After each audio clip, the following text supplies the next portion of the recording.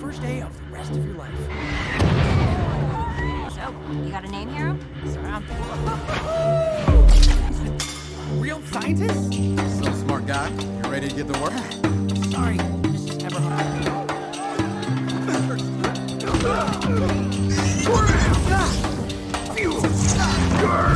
Make your coat nice and shiny!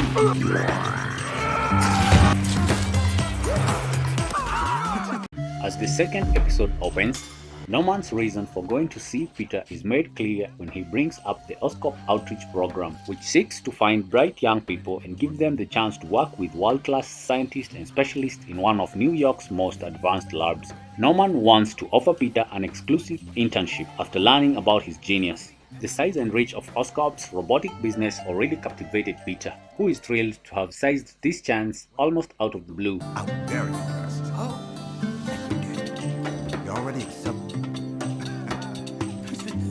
Real scientist? Black Rabbit. Strictly extra, my people, Peter. Details can be ironed out. Nothing. I mean, what would I possibly... It's Norman Osborn. Norman promptly allays Aunt May's worries that Peter's internship may interfere with his academic pursuit by reassuring her that Peter's work will only be extracurricular. Peter tells Nico about Norman's offer, but Nico doesn't seem very thrilled since she thinks Norman is one of those sleazy people who hangs around with the wrong people to get money and power. On the first day of his internship, Peter chooses to visit OSCOP to observe for himself because he disagrees with her philosophy.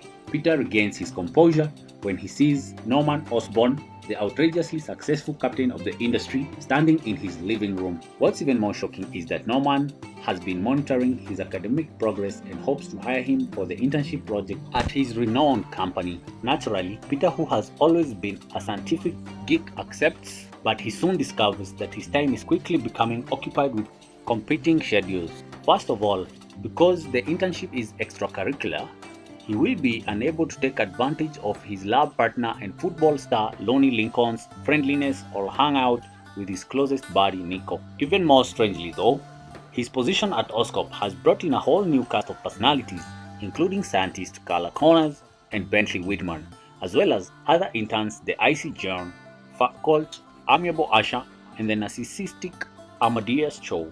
Upon arriving in OSCOP, Peter encounters Asha, a Wakandan John Falcolt, and Amadeus Cho, the three more teens chosen for the outreach program. Professor Whitman places all four of them under his stringent supervision and assigns them to various projects in order to identify which division best utilizes their talents. After the test, Amadeus, whom Peter really wanted to be part of, is sent to the robotics division, where he will instead have the opportunity to work on energy research under the guidance of Dr. Carla Connors.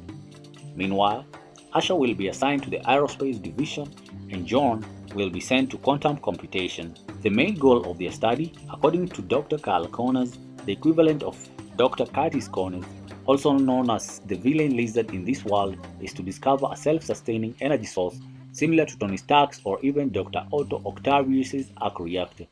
Until Nico calls to see how he's doing, Peter spends the next several hours immersed in his studies and research. I mean, what would I possibly... Hey, Park, Peter. This is Johnny at Wires. Just set a practice. Man, for real? Oh, then you should be the one focused. Sorry, Mrs. Everhart. Who's that guy without doing some shady stuff? After the school football team's stunning victory, star quarterback Lonnie and his friends invite Minoru and Peter to a celebration. Minoru is quite quiet and introverted, just like Peter, and she won't attend the party until Peter does. Despite Peter's assurances that he will arrive in time, problems quickly appear when he learns of a fire that has started in an abandoned building. Butane, a pyromaniac, is shown attempting to burn the structure to cinders after receiving payment from real estate tycoon hoping to benefit from the plot of land.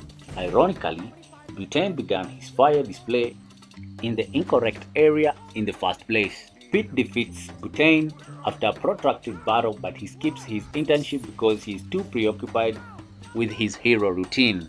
Minoru waits for Peter for a long time before growing impatient and departing the party, demonstrating that Peter is also unable to fulfill his commitment to her.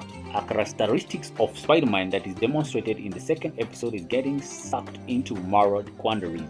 After Peter gets to OSCOP much later than he should have, Whitman begins questioning him, and Carla, despite her best efforts, is powerless to defend him.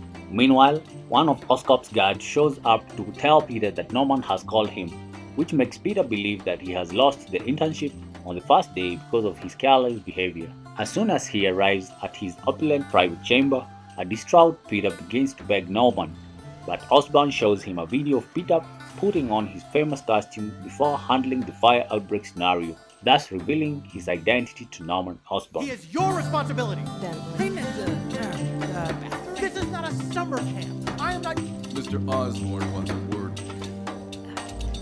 I'll get you. I won't lie. There's a...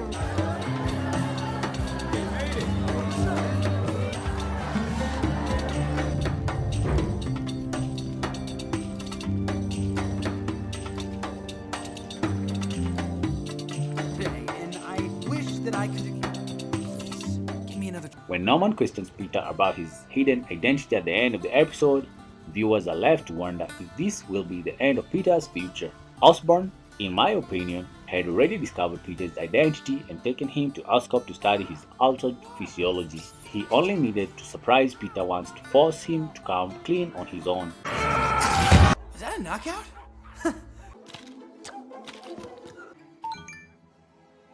He is your responsibility. Bentley. Clean the bathroom. This is not a summer camp. I am not. Mr. Osborne wants a word. I'll get you. I won't lie. There's a...